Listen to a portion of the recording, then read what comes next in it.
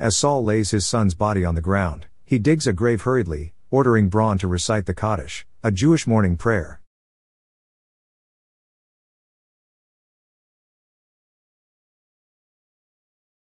The movie begins in October 1944, 4 years into World War II. On a downcast afternoon, Nazi soldiers raid a village to round up all the Jewish people with Saul Ausländer, who works as a Sonderkommando Jewish-Hungarian prisoner in Auschwitz. As the massive wave of people is forced into the streets, he and other workers quietly escort them to the concentration camp's holding area. Once there, the Jews are instructed to strip off their clothes and leave their valuables. Officers lead them inside a gas chamber and perform a mass genocide. While this process is underway, Saul and the workers wait patiently outside. With everyone dead after inhaling the poison inside the chamber, they drag the corpses out and clean the whole area before another group arrives. The stoic Saul busies himself scrubbing the floors when the workers become stunned to discover a young Jewish boy still barely breathing despite inhaling the toxic gas. He is immediately brought to a room where a Nazi doctor checks his vitals. Saul peeks inside the room as the doctor calls for an autopsy of the boy. Feeling somewhat conscience-stricken, he takes it upon himself to carry the boy's body to the operating room where the designated prison doctor, Miklos Niesli, is stationed. Despite knowing his servitude to the SS Angel of Death, Joseph Mengele, he pleads with him to help, letting him know he is a fellow Hungarian. He asks the doctor to leave the boy's body untouched to be properly buried, but Miklos declines since he will just be burnt like the other corpses. However, the doctor allows Saul to spend 5 minutes alone with the boy in the evening before the cremation. Afterward, he returns to his duties with the cleanup crew. However, he is castigated for asking too many questions about the convoy of Jews. Later, before the workers collect all of the valuables left behind by the Jews, Saul thinks about looking for a rabbi to perform a Jewish funeral for the boy. With the help of a fellow inmate, he is pointed to the crematorium, where Rabbi Frankel prepares the live coal. Though he explains the situation, the rabbi implies he is powerless to do anything and can only pray for the boy on his lonesome. Later, he joins Sonderkommando Abraham, tasked by the Oberkörper Biedermann to collect gold and recover documentation in preparation for an uprising. He asks Abraham to help find another Jewish minister, so he gets informed about the Greek rabbi the renegade in another command unit led by another Oberkörper, Mietek. The inmates describe him as a scarred man who lost his faith. Later, in between shifts, Saul sees the Oberkörper requesting Abraham to smuggle photographs outside the camp, which will serve as evidence of the concentration camp's inhumane atrocities towards Jewish people. Since the office of the Nazi commander is locked, Saul volunteers to be the locksmith of the operation, despite only being skilled at watch repair. He believes in finding the renegade by offering his assistance to their scheme. Sometime after, at the courtyard, he is instructed to go with fellow inmate Katz to perform a repair job, receiving a piece of jewelry as a bribe in case he gets compromised. They arrive at a shack with Saul pretending to fix the front door lock while the Oberkörper deals with Mietek, who is keeping watch of the prisoners. Simultaneously, Katz steals a camera inside the shack and immediately photographs the outside cremation. Fearing for their safety upon hearing guards approach, Saul hides the camera by a nearby drain. While they are ordered to continue the locksmithing job, the officers search the shack but find something that needs to be seen. Saul then continues his quest to locate the Greek rabbi by sneaking onto a transport truck to join another Sonderkommando unit. He and the prisoners reach a nearby riverbank, where the ashes are thrown into the river. Upon arriving, he sees the renegade busy shoveling on the shoreline. He demands help to pray for the young boy at his funeral, but he gets ignored. To coerce him, Saul recites a Jewish blessing to alert Mietek. When that does not convince him, he throws his shovel into the river, forcing the renegade to retrieve it. Seeing that he does not care about drowning, Saul, who does not know how to swim, barely pulls him out, alerting the SS guards in the area. Though unable to speak Hungarian, the commandant interrogates Saul through a translator. Satisfied by the reasoning, he allows him to return to work but has the renegade killed as punishment. Mietek, who realizes that Saul is from another unit, confronts him. Still, fortunately, he is appeased when given the jewelry hidden underneath Saul's sock. Returning to camp in the evening, following a roll call, Saul quietly sneaks into the doctor's office, not knowing he would intrude Nazi officers who come to inspect the area. Caught red-headed, Saul reasons he is cleaning the room, but one of the officers teases him, playfully dancing a Jewish dance to mock his heritage. After getting forced out of the room, he returns to the crematorium defeated and looks after the corpses, failing to find the boy's body. During the workers' downtime, a forlorn Saul angrily confronts Miklos, who guarantees the child is hidden from the other doctors. The doctor escorts him outside the autopsy room, but instead of waiting for him to finish work, Saul enters and carefully sneaks out of the child's body, wrapping him inside a large brown sack to avoid detection. After walking through the hallways filled with workers, he climbs upstairs to the barracks, almost getting castigated by one of the inmates if not for his threat to expose his secrets. He then places the boy on a cot in his room.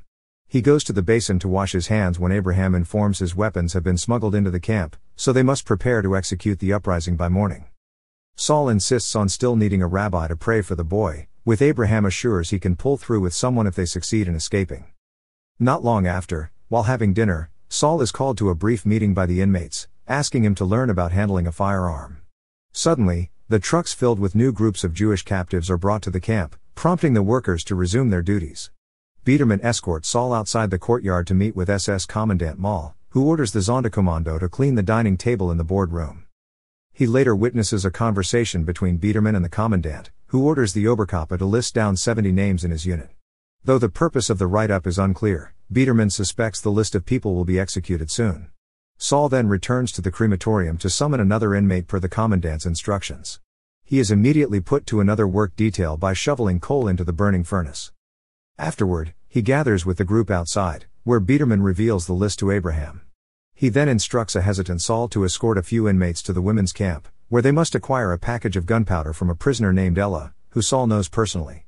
They soon transport piles of valuables to the other camp, and by bribing a guard, they are led to the parking area, where the caretaker summons Ella. Upon seeing Saul, she freezes momentarily and gives him a small bag of gunpowder. She gently clasps his hand, hinting at past feelings, but he resists, leaving the area hurriedly while she calls him out by his first name. After the successful acquisition, several new batches of Hungarian Jews gathered outside the lot and get escorted to a woodland area called the pit since the furnace chambers could no longer occupy everyone. While no one notices, Saul deliberately bursts into the terrified crowd, looking for a rabbi among them. As they get closer to the woods, gunshots are heard, revealing that the officers are executing the Jews as they arrive. Not long after searching around, a Frenchman named Braun approaches, convincing Saul that he is a rabbi. As the scene turns chaotic, with everyone asked to strip naked to be either burned alive or shot into a pit, he tries to sneak the rabbi into the camp but gets caught in the frenzy. Luckily, Mikkel recognizes Saul, saving him from getting killed by the Jews, though he asks for 2 bracelets as payment. When the Oberkopf leaves, Saul reunites with the rabbi and then disguises him as a member of the Sonderkommando. He asks his help to perform a Jewish burial for the boy, who he reveals is his son. They return to camp and gather with the men listed by Biederman, who perished during the chaos at the pits.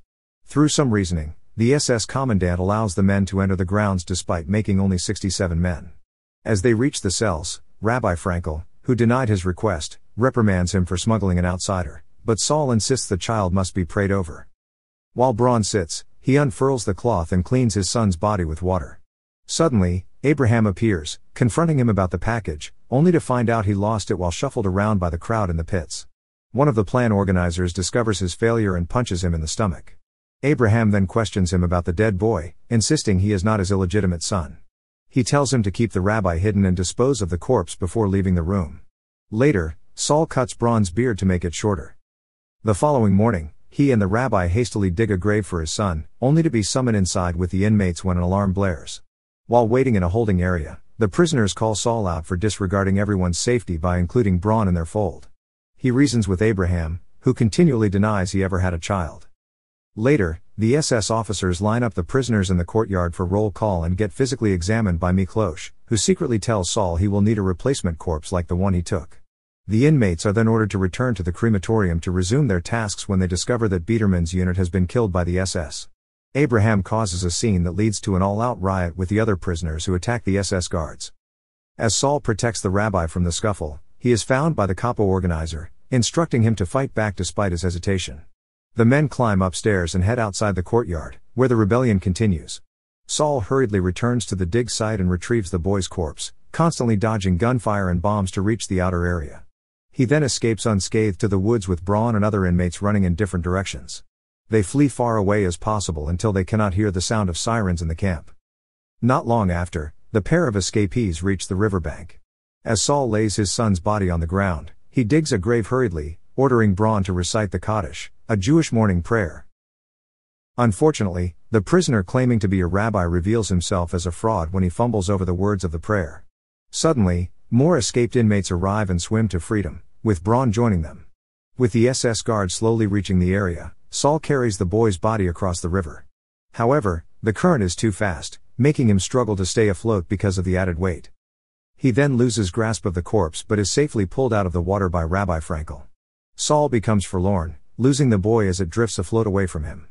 The rabbi gets him on his feet and guides him as the inmates travel on foot, arriving at a shed in the forest. While recuperating, they discuss joining the Polish resistance now that the Red Army is reported nearby. Curiously, Saul notices a young peasant boy peeking outside. He then smiles at him, seemingly reminded of the son he lost. The movie ends as the boy runs away before an SS officer grabs and keeps him quiet as guards rush toward the shed. After he is released, the boy races into the thick forest as gunfire erupts from the opposite direction, implying the inmates have been discovered. Thank you for watching. Subscribe for more videos like this to help the channel out. Have a nice day.